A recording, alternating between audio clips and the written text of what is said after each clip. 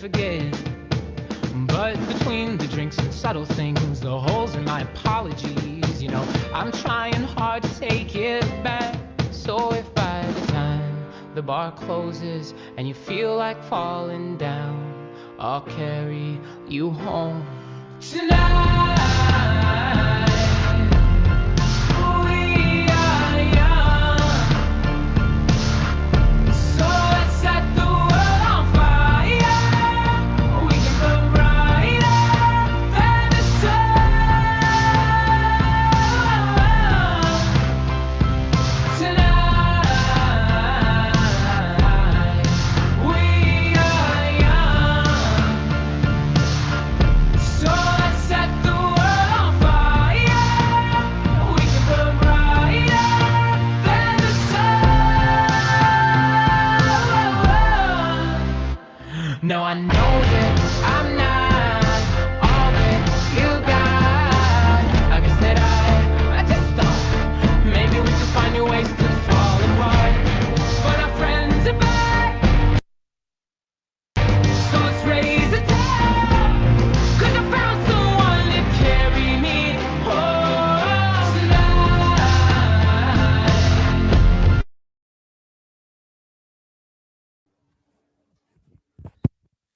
Gunang, Divyanshi, you can start.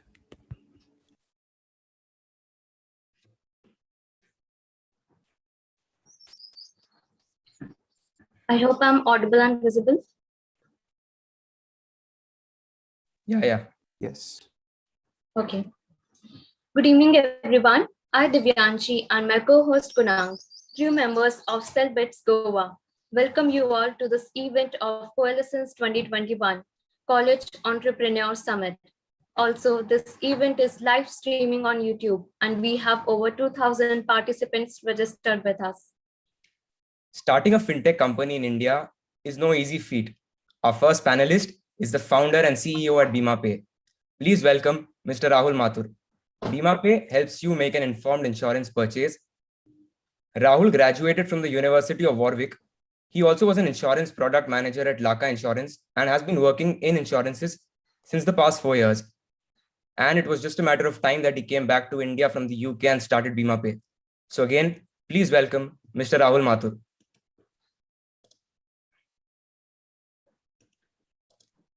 Next up, we have Viraj Sheth, co-founder and CEO at Monk Entertainment.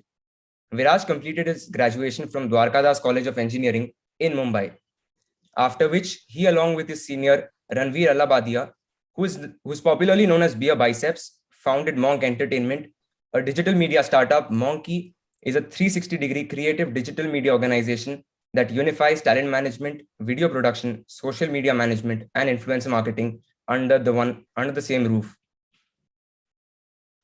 Heading towards our next panelist. Please give it up for Viraj Sheth. Thank you so much. Hey, Rahul. Heading towards our next panelist, a BITS Pilani graduate who could reimagine homework as a fun adventure in order to unlock the learning potential for students. He's none other than Mr. Akhil Singh, co-founder of Quest. Quest is an amazing homework application which not only saves over 90% of a teacher's time, but it also gamifies mundane homework tasks for students. Also, Quest recently raised 9.6 crores in seed, led by Chirate Ventures. Heartiest welcome, Mr. Akhil.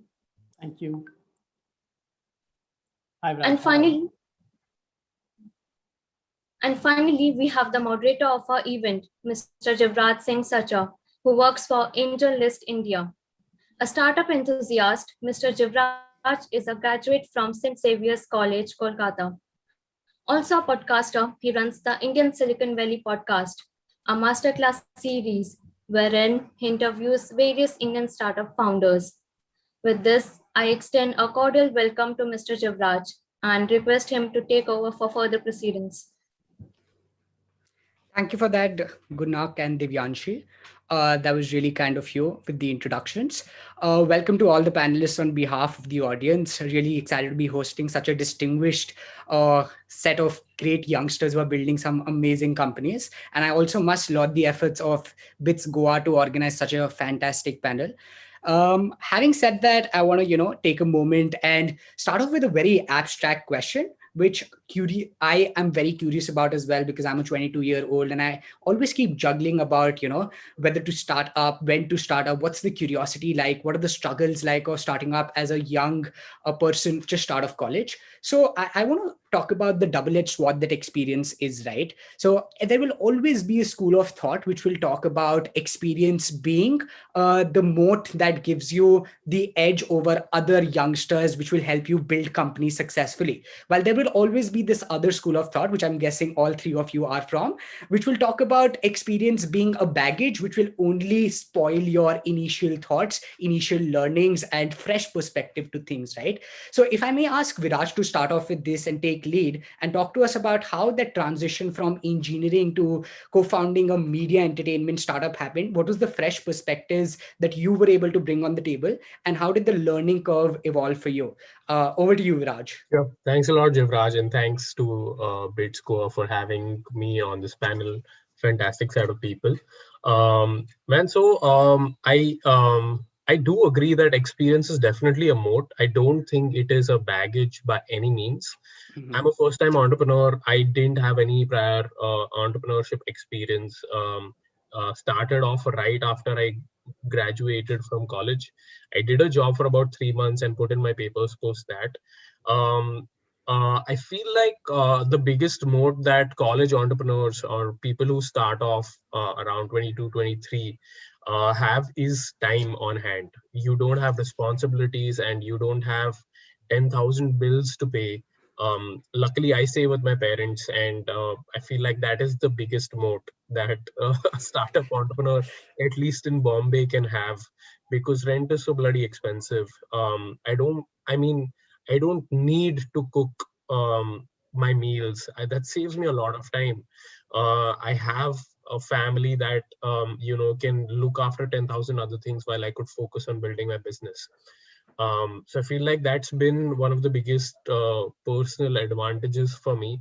Um, uh, Having age by my side, having a fantastic team, having a caring family, having a home that I could come back to post work. I feel like those have been super advantages, and I feel like if you have that privilege, if you have that advantage, just lap it up and just get to work, because this is absolutely the best time to be part of the Indian startup ecosystem. The amount of funding that we're seeing people raise, the amount of interest from foreign investors, all the big VCs. I'm sure Rahul and Akhil are better placed to tell you guys that we're a bootstrapped company, but just the amount of interest we're seeing in the Indian startup ecosystem is fantastic.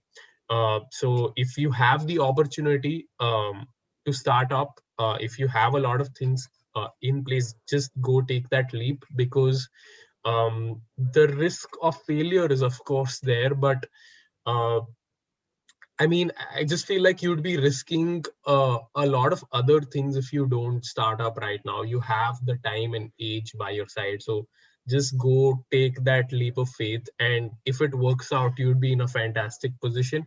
If it doesn't work out, the worst case, the downside of it is really still an upside. You get to learn a ton of things.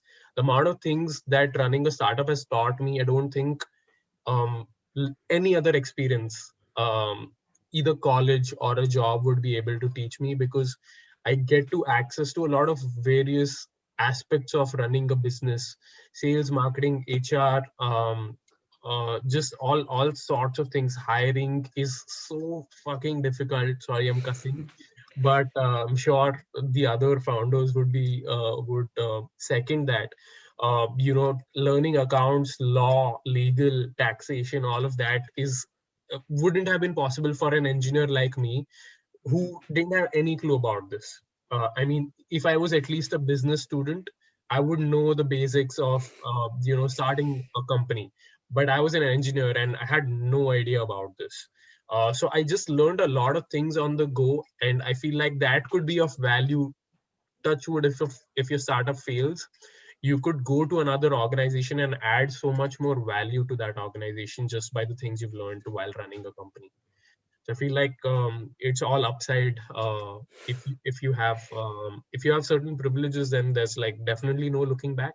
If you don't try to build onto that, maybe do a job for a few years and then start off, get yourself a little bit of the safety net. That's what Right. I'd recommend. Wow, that was reassuring to hear. And I love the aspect of privilege, as you put it, right? Exploiting privilege in the right manner as opposed to, conventionally how we've looked at it. Fabulous answer. Thanks for that, Viraj. Turning from there to Akhil, I guess, Akhil started off from what I could gather from my research in his third year in the ride sharing space, which was almost, uncharted territory at the time. It was not cool. The ecosystem had not evolved as much as it is.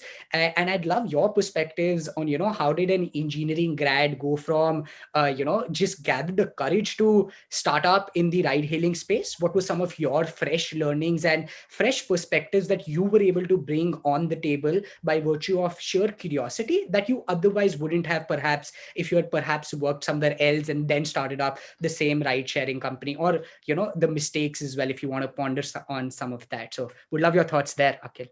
Thanks, Divraj. Thanks, Bizgo, for having me.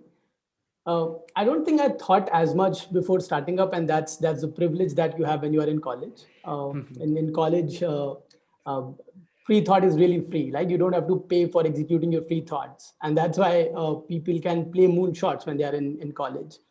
And we were looking at a very simple problem that we had to go to Bogmalu Beach, which is the nearest beach from our campus. And we saw that there are tons of people coming out and all of them are taking different cabs. It doesn't make sense if you have the app where we can pool everyone together and have one cab. It's just the gap of the information that's there, right? So that's where we thought it makes sense. There's nothing to lose. Let's start that. Right? And we started that. We found a lot of interest. So we started that up, right? And as Virat said, there's so much to learn. And taking up from the previous question that you asked, I think experience is not the right term to use. People have 20 years of experience without any wisdom. I think wisdom is the right word to use. Right. And I think energy and wisdom are kind of, I'm generalizing it, are reciprocal to each other. But there is a point where they meet, right? When you start to know too much, you start to also know a lot about what doesn't work, right? And having too much of that can suck up the energy. So when you go to people who have worked in, let's say, one particular space, a lot of them tend to say, no, this can't be done, because they have seen a lot of things that have failed, right? So I think when you start up, you have, and when you're in college, you have tremendous amount of energy because you have no idea of things not working out. At least I did not have. I thought everything that we'll do will work out. But when you start to do things that you understand, okay, there needs to be a bigger TAM when you do it. When you go to investor, there needs to be a very solid product. You like MVP cannot just work in some of the spaces. So there are many things that you start to learn, and because you're so passionate about solving that problem or executing the thing that you're set up to, you learn super fast. As Virat said, that there is so much that you learn in your startup journey. So you learn super fast and you hit that point of combination of energy and wisdom sooner than a lot of your peers will hit that point. Right. So I think yeah, that's how I started. That's how I started to learn and solve problems. Wow, that was also amazing to hear. I love how you talk about, there's nothing to lose, and how you talk about wisdom as opposed to experience. I think that's a great cue there. And, knowing too much is also a curse, as you mentioned, is a note that I'll have from there. Moving to you, Rahul. Rahul, by contrast to the other panelists, I think you had a touch of experience in insurance before you started up Bima Pay, and there was a bit of a head start than most, right? And then you continued on to disrupt the Indian market, which was also very new to you, right? So talking about the newness factor and the change in perspective, what are some of your learnings and what are some of your observations from this starting up journey, and how fresh perspectives really made an impact to your journey? Yeah, it's definitely an interesting one, Jivraj. And first of all, thank you for having me. I'd say, having a fresh perspective to a problem does help. Having experience sometimes also does help. But I think Viraj and Akhil both hit on most of the points that I was hoping to cover, right? The fact that you can take risks, the fact that you're coming at a problem without any sort of legacy. The one thing which experience does help with is maybe you've been at a corporate for 10 years, you know how recruitment works, you know how to encourage people when things are going wrong.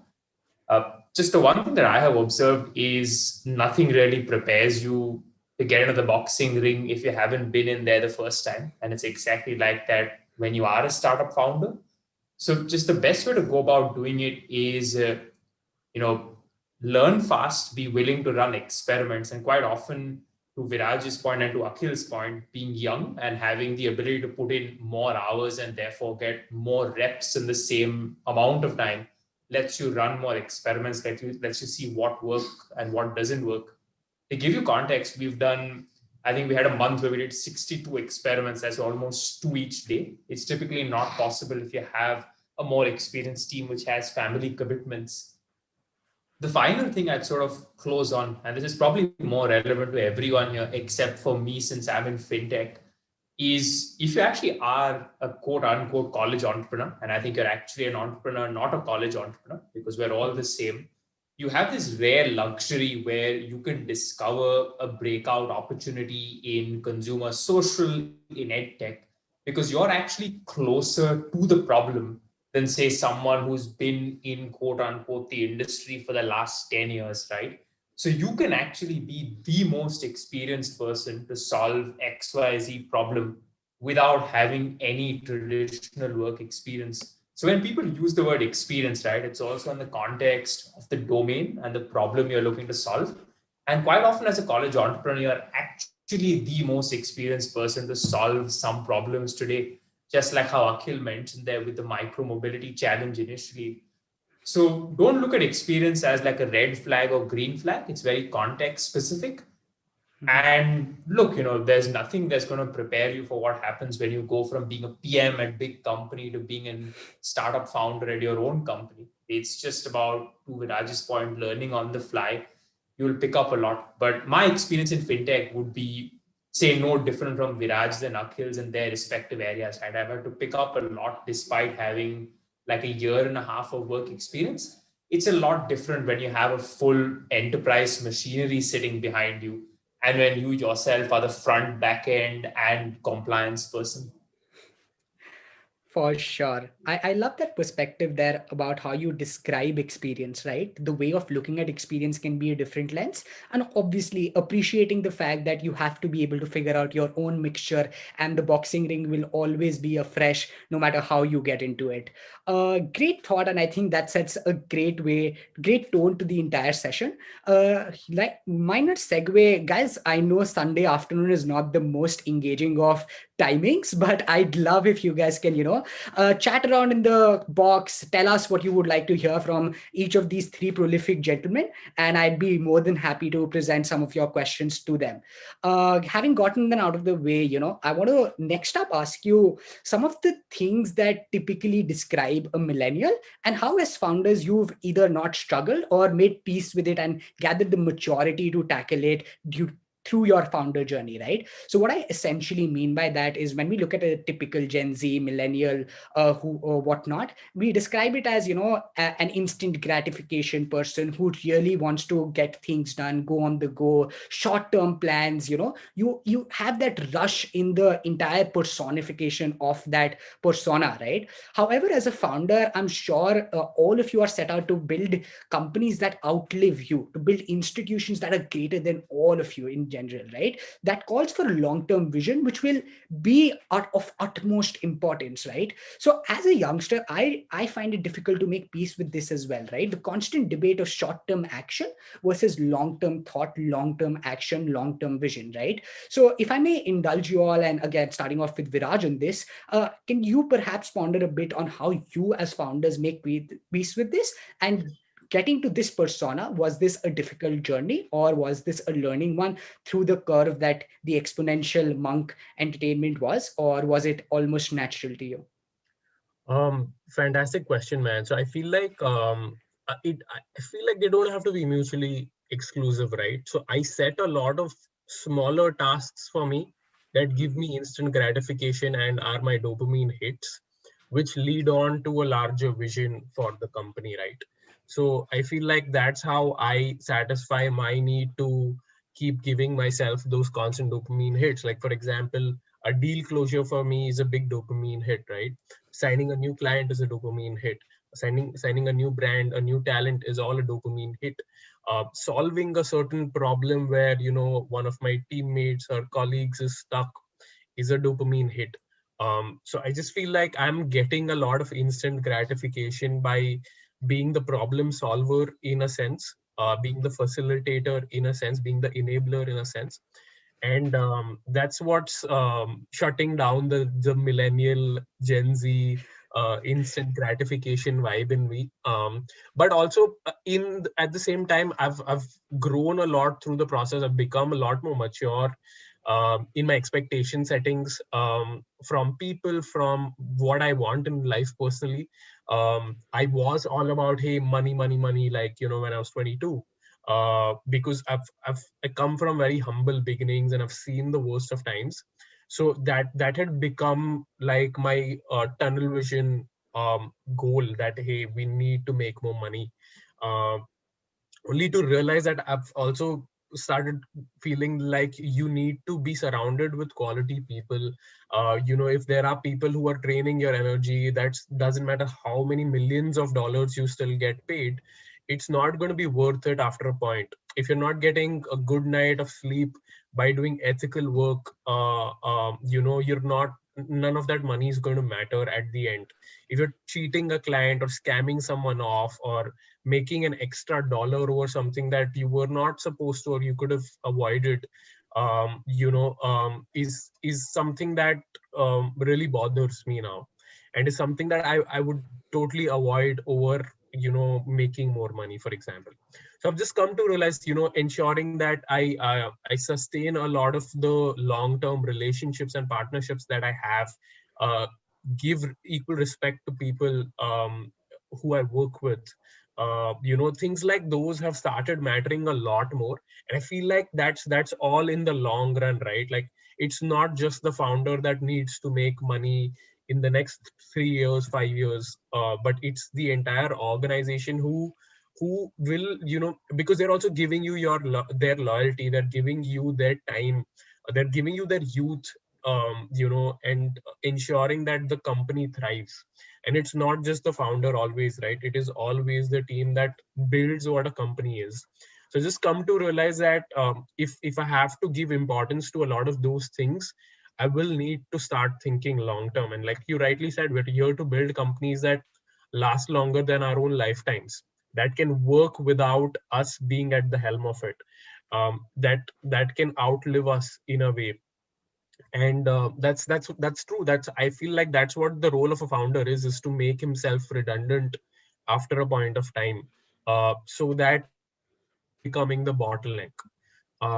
So I feel like, yeah, I mean, over a period of time, I have come to learn a lot of those things and become more self-aware about those things into my entrepreneurship journey. And I'm glad that running a startup has been able to teach me that, and as well as build those sensibilities at a very young age. And that's what I love about startups. I mean, it makes you a lot more capable, um, as a human being as well. It just teaches you a lot of your flaws. It tells you about a lot of things you need to improve on, and just shows you what your good points also are, what your pros are also. Feel like that's what it has been for me. Great. I mean, that's amazing to hear, given that, you speak with a lot of humility about the wrecks that have also become positives for you through the journey. And I love how you put the, looking at short-term successes as well, and, not treating it as a mutually exclusive thing. Moving to Akhil and, talking about the same question, but with the context of the fact that you've been through your journey, you've had a couple of pivots and you've been very flexible, and have you perhaps seen it all, as an entrepreneur, and you've been very, very accommodative of it, very candid about your journey as well throughout, right? Which is, again, like, not the most Gen Z representative thing. And I'm generalizing, stereotyping only because, we can get a couple of clarifications from all of you who've seen it all. But I'd love your thoughts on this same dilemma, and how you were able to cope up with the amplifications of what a youth youngster requires versus how you handled the multiple situations during your starting up journey. Right. So I think as Virat said, in terms of action, it's not mutually exclusive. You can hold the long-term thought, but you can still be working on um, like 1 day experiment, 2 days experiment, and getting gratification out of it. But I do think as a framework of approaching the complete canvas, these are two different mental models. And so I think earlier I used to, I did not have a very long term strategy of things, and I was very much let's do it in a week, let's do it in 2 days, let's do it in 3 days. And what I realized, I'll take a particular example. Let's say I have to solve a problem through a product, right? And we see the problem and we come up with the first solution and we implement it. And when it is implemented, we understand, okay, we did not take care of these 10 edge cases, right? And then we are firefighting and managing that, and it probably took a month. Instead, I realized if we take 3-4 days a week, speak to a lot of people, understand the problem in much more detail, and solve it in 15 days, not ship it in 2 days, 3 days, 4 days, ship in probably 28th day. Or once we have shipped, we have moved on to the next problem, right? So I think that's how. So it's a delayed gratification. It's not an instant gratification, but when it hits you hard, right? The hit is much more because you have like built the foundation and then you're building on top of it. You're not just building the same wall again and again and again, right? Uh, I genuinely believe to have a long-term play, it's extremely important to have runway, right? And that runway can be managed by keeping your expenses low. That can be managed by arranging funds for next 7, 8, 10 months. So I think runway is extremely important to have a long-term approach to the problems. That's definitely specific to each and every segment, each and every sector as well. But I do believe if you have runway, without runway, you cannot have a long-term thinking, right? Because you would be fighting for the survival the next month, right? For your team, for yourself, and stuff. So I think I learned that the hard way, that to have a long-term vision, you need to have a runway. And if you don't have the long-term, because see, when you approach a problem, which is like a new problem to solve, you don't have solutions. You have a problem and you have like a vision to solve it. And then you figure out a lot of things in between. You figure out a lot of things on the way. And to do that, you would be failing, right? It's like solving a question. You would be approaching from different angles. And then one of the formula worked. Like you can solve from momentum for energy, but you solve from different points of view and then you get the answer. So you need time and you need runway to do that. So yes, I think I think it's because you will be failing a lot to solve new problems. You need to have runway and you need to have a long-term thinking and be very, very okay with failing right now, right? Definitely, everyone, when you start up, you look for instant gratification. You get an article on your studio like, hey, all you get calls from friends, and that's great, right? That's great motivator for your failures, because you'll have 10 failure and one success, so that one success should make up for those 9 failures, right? Or 10 failures. But the approach should be long term, because if you don't have any new problem takes time, right? Like you can't plan for serendipity. You got the first solution out, it worked out, that's great, but that's not the plan, right? So I think long term thinking with runway is the way to go. Wow, thanks for that, Akhil. I think, that practical example really clarifies a lot of things, helps us gain clarity and a different perspective to things when you talk about runway, because, you have to be able to get rid of the short-term mentality to be able to think of that long-term, which the runway will provide, I'm guessing. That's my cue there. Moving to Rahul and talking with context to this question itself, but specific to, let's say, talking about distribution as well, because I think one of the great things that you were able to do by virtue of social media is focus on distribution as much as focus on product, which is unlike most, again, like youngsters who will perhaps, try to figure out the solution or the problem better, go in depth, build an MVP, take feedback, and multiple things like that, which I'm sure you were doing as well. But there was a constant focus on awareness, activation, distribution, which was at par with building the product. So if you can perhaps throw some light there and talk about the original question, I think that would be interesting to hear from you. Yeah, it's actually a very interesting sort of way to frame it, Jivraj, because I was going to say that sometimes, you obviously have to straddle distribution and product at the same time if you're building something in fintech or say a more mature market, right? Maybe not so relevant to Viraj, not so relevant to others here. But one of the things which I have found super helpful is, to everyone else's credit, they were saying, when you see a fire, you want to just go out and, put it out right now in this moment, scratch an item off your task list. But what I have found super helpful, I use Viraj's approach of trying to break down a big goal into smaller, daily, weekly, or monthly kind of tasks. But what I would say is it's actually super helpful to actually time box, to actually put time on your calendar to actually do nothing, right? So do not do any product work, do not talk to any customers, but just sit back and look at how you're progressing. Because quite often you will get so ratcheted up in that, oh, we've now crossed 5,000 users, tomorrow 5,500, that you may lose sight of something bigger that's kind of looming on the horizon. And we've had 3 instances like this in the past, 5 months of us working together, where we've been, quite deep in things that we forgot. Very specific example is DigiLocker, Government of India entity opened up an integration. We had done everything, but we forgot to launch the same time as them, right? So quite often you're going to get caught up in 100 different small things, but you sometimes want to give yourself the time to get out and focus on like a bigger picture. So to some extent, right, the whole product distribution being straddled side by side is a mix between short-term and longer-term gratification, right? Even in distribution, and actually Viraj will be able to attest to this because he and Ranveer have seen this, right? It's about being there every day, consistent over weeks, months, and sometimes years as well. And the earlier you get into the distribution, right, the faster you can see that compounding effect in your third, fourth, and fifth year, which is actually when investors come chasing you if you are raising money and saying, hey, I don't see an explosive growth path, what's going on? So it may seem that some actions you're doing today don't have immediate ROI. A good example of this is you're seeing a lot of founders writing in the public domain, and you'll have people, including my investors, who sometimes ask me saying, is it actually giving you a reasonable ROI? And the one thing that I can tell you is if you're looking to sort of build a company for the longer term, you can't really look at ROI today. So you can't look at the number of impressions in a tweet or a blog post 1 month in, but you really want to look at this over a much longer horizon.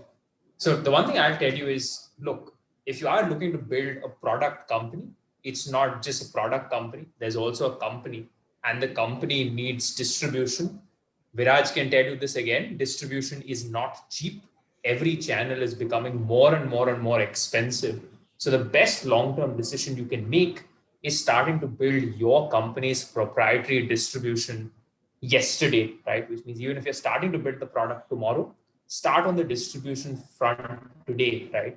That helps you speak with customers and solves a couple of problems. I can go to a lot of depth there, but that probably maybe gives you a bit of an idea of why product distribution, you'd ideally want to give it 50-50 and then, move things around as your role in the company changes. But if you are looking to build a company longer term, really think about how are you going to get, your own audience. It's an audience who you can reach, hopefully without an intermediary, and an audience that's going to just help you grow out into the future. So slight big rant there, but I don't know whether this gave a good context to why we're doing product and distribution together. No, I'm sure it did. I think that's very insightful to hear, to be honest, because as I said, it's not the most natural instinct, according to me, because, most people will focus on building the product as opposed to distribution. And I love the emphasis there. And also, going back to your original point of, just zooming out, like taking things off your plate and being able to, as they call it, independent first principles thinking, right, about your organization, about the product is extremely essential. I love that factor as well. I think that's been extremely wonderful. And moving on to a couple of, closing questions, we're almost halfway done through the session as well. And I almost, I could go on and on, but here is another, I think, essential question and non-typical, right? Like we could touch upon VC funding, but I think I'll steer away from it and talk about organizational building, right? Here again, I want to bring this up simply because Here, this is not one of your top priority lists, I'm guessing, because again, with product distribution, as we just heard, there's so much on a founder's plate, right? And natural instincts will always tell you to go after things that provide, if not instant gratifications, that provide growth, right? But these are things that require compounding, consistency, showing up, right? And hiring, organizational building are components which might get lost, and especially tougher, not just like, I think it's tough, if not tough, challenging for all founders, but all the more for a young founder, because there is not much credibility that one comes with, right? So how do you, perhaps, if all of you can indulge me in talking about how do you attract raw talent, talent that can actually join your rocket ship, take as much ownership, and then not just get them on board, but also to build them along with building yourselves and the company and building the organization that builds itself, right? Because the organization becomes the organism of the startup, I'm guessing. So again, starting off with Viraj on this, would love to hear your thoughts and how you look at this dilemma. So, Jivraj, initially, how we picked the core team, to say, of sorts, was through our own network. I mean, through the people I went to college with, through the people I was recommended to by friends, because I had no idea what exactly I needed to look for in terms of culture, or in terms of the person and all that. We were in our early days. I had no idea about culture setting. I had no idea about, okay, I had no idea about HR. I was doing the hiring. We didn't have an HR person on board. I didn't know leave policy. I didn't know any of that. I didn't know what's the breakdown of your salary even. So I had to learn all that from scratch. And then, in the initial days, it was very informally done from our side that, hey, I'll be paying you X amount of money a month. You come in 5 days a week. We'll work together. We'll jam on things. And that just happened purely because, sorry, Rahul. That's all right, I guess. Okay. So yeah. So it happened purely through our internal network. Now, when we've become more formal, more organized, are running a bigger company, I feel like the best hires still come from people who I have worked with, who may be working in a different agency or a different company, but I've still engaged with in a past project, and I'd be super impressed with the kind of work they've done, the kind of servicing they've given, the kind of the way in which they handled me or a certain client, that I'd be impressed with. And then I would ask them whether or not they're looking for a switch. And if they are, then great, fantastic. It doesn't mean that I'm like poaching someone. It's just, it's, I feel like the best people you hire are going to come from the industry that we're operating in already. And we're already done hiring the youth, right? So we're done hiring the young energy, which is super enthusiastic and wants to execute on newer ideas. We need more experience on our front now, to handle more complicated things. And I feel like people with experience in the industry are the best to be hired in that space, so that I don't have to spend too much time in training and getting them on the same page and things like that. They already know how things are going to work. So I feel like that's the best way out for us so far. That's how it's been. And I also feel like, just build a great case study for your company. Just build a fantastic environment for people to come in and work. And one thing I've realized is that people, after a point, don't care as much about what they get paid as much as they care about how they feel coming to work every day. Like, are they feeling anxious on a Sunday night to come to work to your office? Maybe you're not doing things right. Then that's not going to be a long-term partnership. They're just in it for either monetary gain or just to learn some things out, and they're going to be on their way out. They don't feel like home, in a sense, right? They don't feel like they belong there. And as a founder, it is your duty to ensure that each person belongs in your organization, or else it will feel very transactional, and they will not want to work towards the mission that the company set out to work towards. The enthusiasm will be lacking. people will leave the moment the clock hits 5, 6 p.m., whatever. And I'm not saying you need to work in, day out, and you need to hustle and all of that.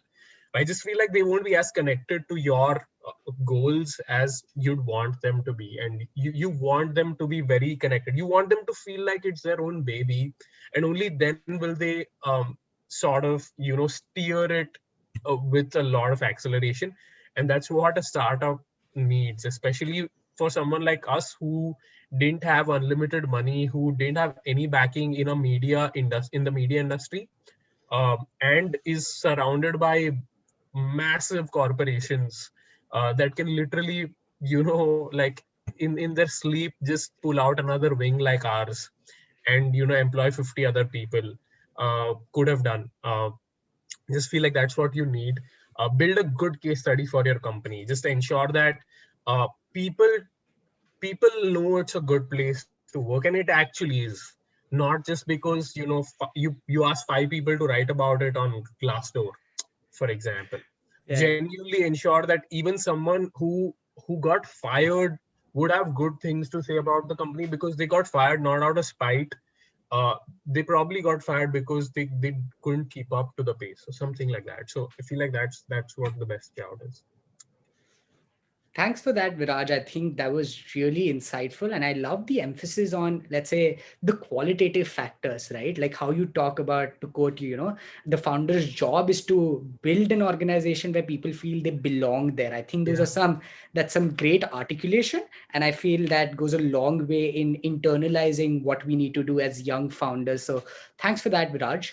Moving to Akhil on the same topic, and given that, again, going back to the fact that you have built multiple organizations in the past as well, and now you're building such a young rocket ship, disrupting a category which is, let's say, uncharted in nature before, right? So being able to develop conviction for others as well, and making them believe and a part of your vision, and gaining the same amount of ownership from youngsters or even experienced professionals to join your startup. How big of a challenge has that been, and what have been your ways to encounter it?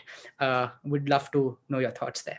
It's super tough. It's super tough with the kind of innovation that's happening in India, right?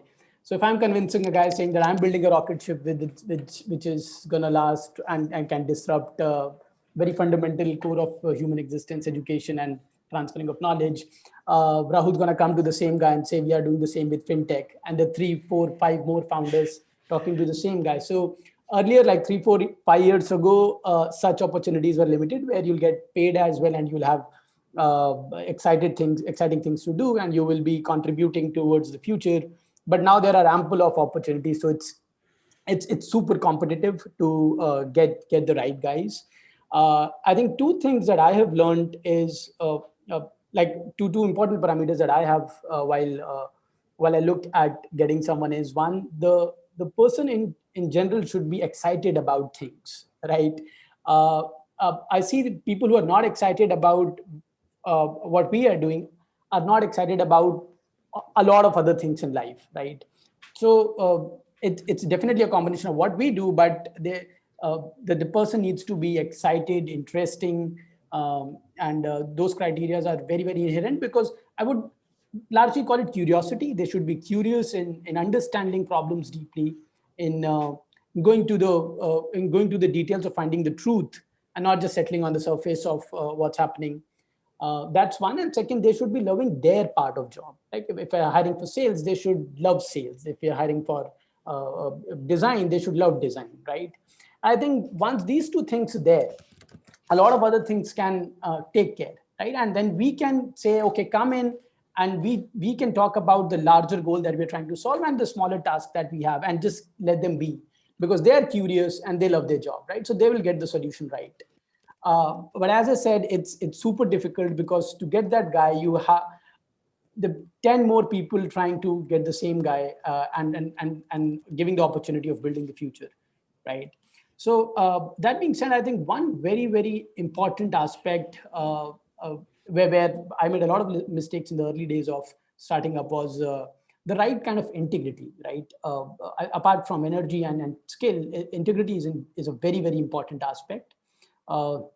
that we look, and that builds in the whole culture, right? If the team is excited, skilled, and there is integrity, 10 people sitting in the room will build something good, right? So I think those are the three different factors that we look for. And when there are interesting people sitting in the room, they end up building interesting stuff. That's how we approach it. But it's, again, reiterating, super tough to get that done. Yeah.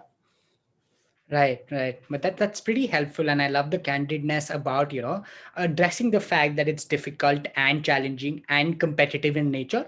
However, those are, again, I think that's how building a startup is. And it's how you've taken the path. And I'm sure you're succeeding in multiple ways for it. And everybody in the audience as well, as and when they do choose to, tread on this path, will have to deal with this challenge in their own way. But I really appreciate your learnings and thoughts.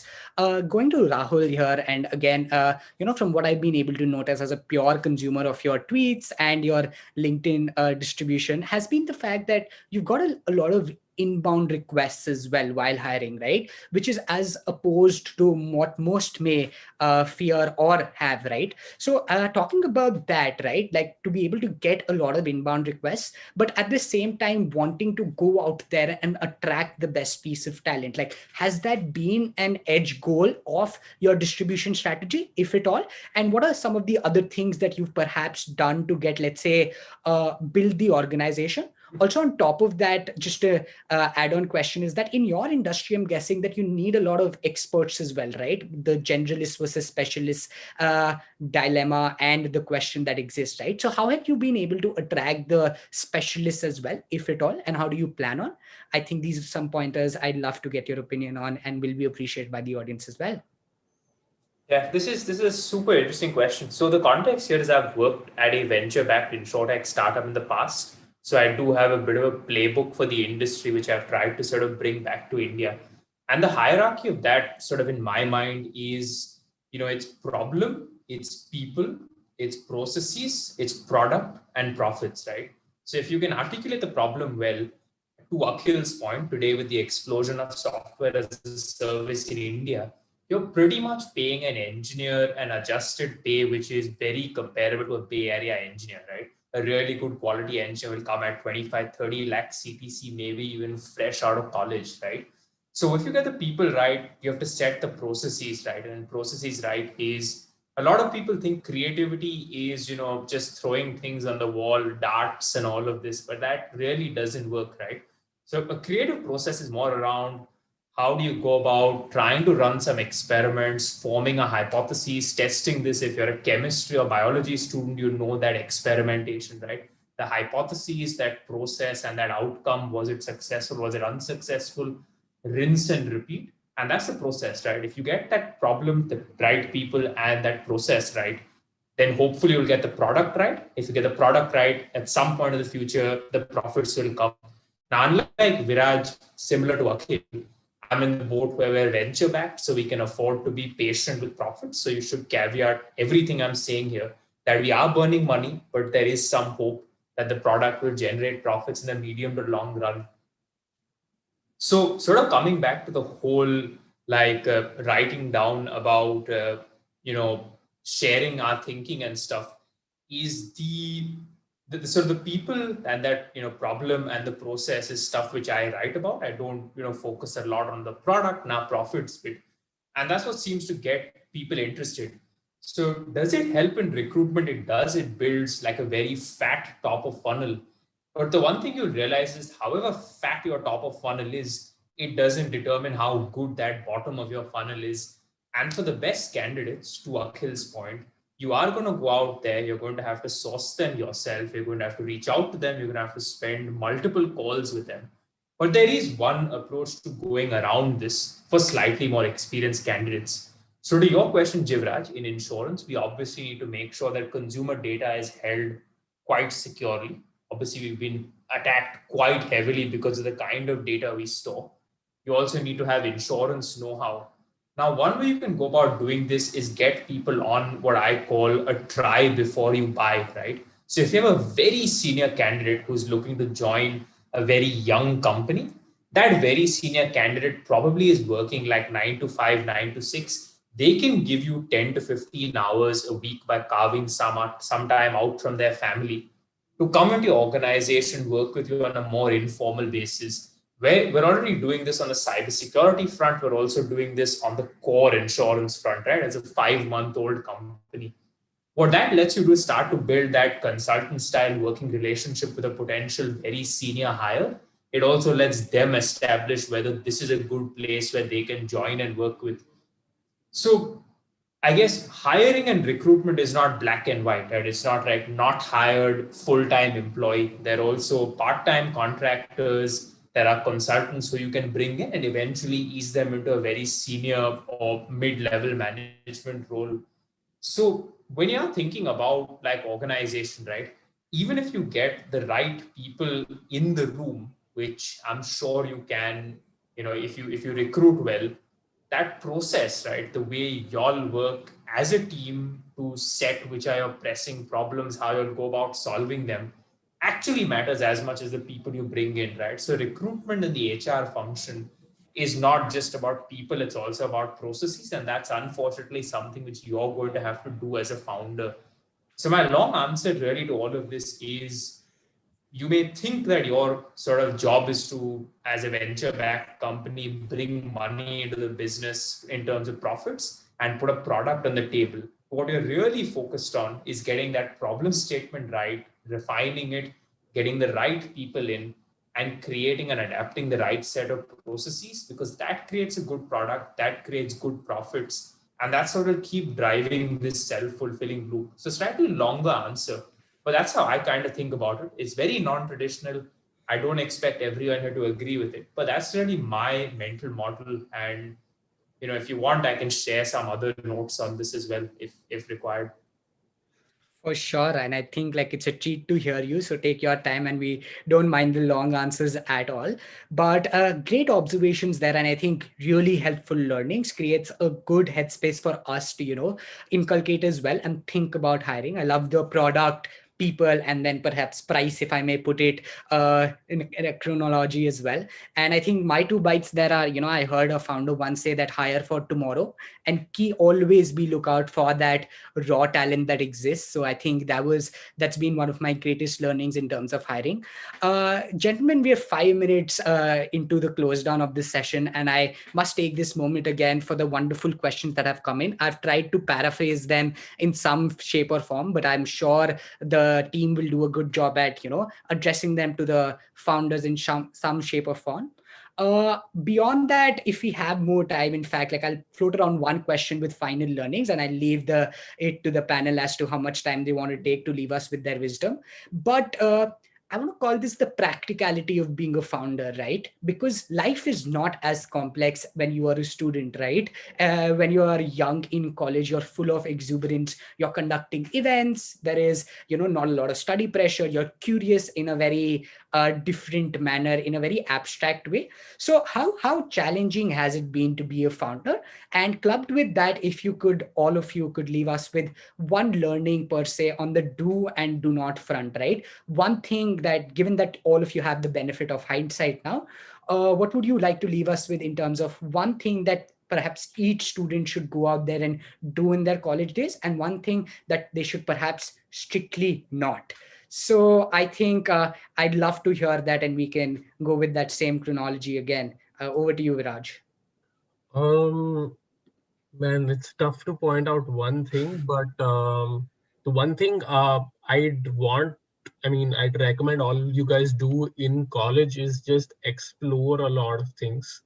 It's it's your time to go around. Don't be monogamous to anything. Just go around having a lot of experiences. Do internships. Do events, do host things, go out and travel also. Go out on those, college trips. They're not just for fun. They'll give you different experiences. All this helps build a lot of your social skills and people skills, which is supremely important as a founder. People stress a lot on technicalities and having, core skill and all of that. That's important, but the most important is people skills, because you're going to be dealing with people on a daily basis. You're going to be negotiating on things on a daily basis as a founder. A lot of this will only and only come out when you're comfortable being around people. Sure, introverts can run businesses as well. That's not the issue, but introverts rarely are in management positions. Like, you look at Steve Jobs, he was not the core technical guy. He was the outward extroverted guy who liked giving speeches. So I mean, of course, up to you. That's personally what my vibe in life is. I wasn't very keen on going the core engineering route, and I wanted to be that guy who's taking more initiative and leading things on a bunch of initiatives. So yeah, I mean, that's one. Just go around exploring. Uh, Two is, don't be too scared of failure. I feel like people have an inherent like fear of failure, which I mean, normally as humans we all are instilled with, but also especially because we all have desi parents who feel like failure is the end of the world, and like you are just an abomination to society and to the family surname and whatnot. But don't care about that, and just stop taking your parents' word as a final word. It's okay to rebel a little bit, because they possibly don't know what's the absolute best for you in today's times, because they may not be as well versed with what's happening in today's job market, today's like entrepreneurship scene, as you are possibly going to be. So that's okay. Like, my parents didn't understand YouTube or media or anything. The moment I told them that this is what I was going to quit my job in consulting for, they were like, what? They immediately, their two thoughts in their mind was Bollywood, drugs, sex, and alcohol. And I'm like, that's not how every media industry is. um, just like, stop equating things to that. They didn't know a whole ocean of opportunity that digital content brought, was going to bring in India 3 years ago. And now they're not complaining, because why? Because you're making money. That's what they care about. At the end of the day, your parents want you to make money and lead a good life. Now it is up to you how you choose that path and how you build that path for yourself. So yeah, just keep around, keep exploring a lot, do a lot of internships. I feel like I didn't know what my calling was, and I was lucky enough only to know that right after my graduation, because I explored a lot in college. um, I still have friends who are like 5 years down the line, still don't know what is it that they want to do after doing multiple jobs 5 years down the line. I feel like um, you can leverage that free time in college to jump quickly, and to not spend a lot of time understanding what your passion is or where is it that you want to work. So yeah, I mean, those would be the two top do's, like two do's and don'ts from my side. That's spectacular to hear, reiterating that just for the benefit of the audience, So Viraj goes on to say that we should keep exploring and not be afraid of failure. Both are amazing pointers, and I think lots to learn and internalize there. Moving to Akhil there for his final comments and final learnings. Would love to hear from you, Akhil. I think three things. One, be extremely observant and curious. Question everything, not for the sake of building a startup, right? It can be the subject that you are learning, the dance move that you're practicing, the whatever you're doing. Be absolutely observant and curious about everything. Question everything. Not for building a startup again. That should be an outcome that happens when you find, okay, this is a problem. And then second thing, when you're curious and observant, uh, look at everything like a problem and a solution. Okay, there's too much noise right now of success, failure, fundraise, entrepreneurship, etc., etc., etc. Right? So just look at everything in a construct of problem solution. More questions when you find a solution. So just keep on internalizing things in that way. And there might come a point where you think, okay, this problem just makes sense and should be solved. Why is the world like this? And then you might venture into, you think you have found the right solution, speak to people, and then probably build that into a startup. So I think be absolutely observant, curious, look at all the constructs as problem and solution constructs. And third, very, very important thing, be brutally truthful and honest to yourself, right? is this solution making sense or it's just glamorous, right? That sounds good, so I'll talk about it to people and stuff. So and when you, let's say, do a small, when you launch, I'm talking in terms of product, do something, you find that, okay, no one's using it. There are absolutely zero users. Be truthful to yourself. Don't say there are 100 users who came to my website. There are zero users. Be truthful to yourself when you sit in a room, door closed, right? And then again, go back to solve the problem. So I think these three things are very important, and they should not be taken in the construct of building a startup. In anything that you see, you do, be absolutely curious and observant, and then follow the other two steps. Yeah. Great. I think, again, fabulous thoughts, curiosity, observing, product solution thinking, and also ensuring that, you're being curious at each instant and brutally honest to your own self. I think those are fabulous pointers. Over to you, Rahul, for your final comments. Looking forward to it. Yeah, just the one thing I'd say, and it's only one thing because I feel it ties in well with what Viraj and Akhila said, is try to be an independent thinker, right? An independent thinker, independent doer. And the very specific example I'll give you is when I got into college in 2015 October, everyone wanted to be a TMT analyst at Goldman Sachs, Lazard, JP Morgan, or one of the big investment banks or the bulge bracket banks. I right now talk to some of my friends who are just entering Warwick, who have been in Warwick for a year. All of them want to become a PM at Monzo Bank, Starling Bank, Amazon, or some other tech company. And what you will see, trends will keep changing, but you're a person, you will evolve as a person. So don't try to look at what everyone else is doing, because that's where you'll find a lot of average outcomes. Just try to be yourself, try to explore things, to Viraj's point, to Akhil's point, think of stuff as problems and solutions. Because when you're going with the tide, things will be very easy. You'll have a lot of people with you. But if you want to be like the weird person, like I was the kind of person who really enjoyed reading about graph theory and reinforcement learning. This sounds dull as hell, right? But we're actually using that today, the way we run our tech stack at the company. So don't, fall for the grass is green over there, everyone's going there, let me also go there. Think independently, act independently. And the number one thing is just do not read startup news, period, right? Because you will end up focusing on completely the wrong things if you want to found a company.